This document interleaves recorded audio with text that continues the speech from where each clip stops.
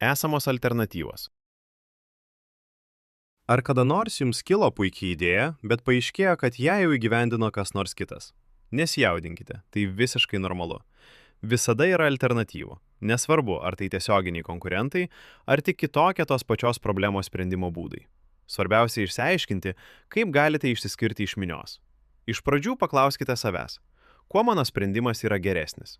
Ar jis yra prieinamesnis ar patogesnis naudoti? Ar jis taupo laiką ar pinigus? Ar jis yra patikimesnis ar novatariškesnis? Jei galite įrodyti, kad jūsų sprendimas yra pranašesnis vienu ar keliais iš šių aspektų, jūs patrauksite klientų dėmesį. Atminkite, kad yra skirtingi konkurencijos tipai.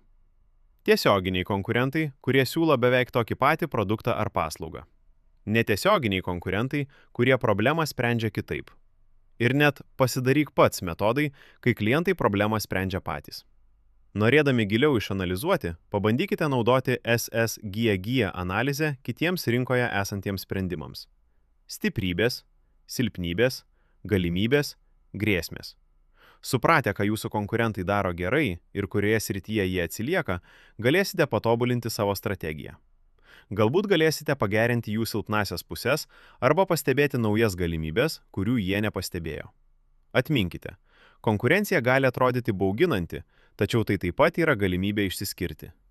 Mokykitės iš to, kas yra rinkoje, pabrėžkite savo unikalius privalumus ir parodykite pasauliui, kad jūsų sprendimas yra geresnis pasirinkimas.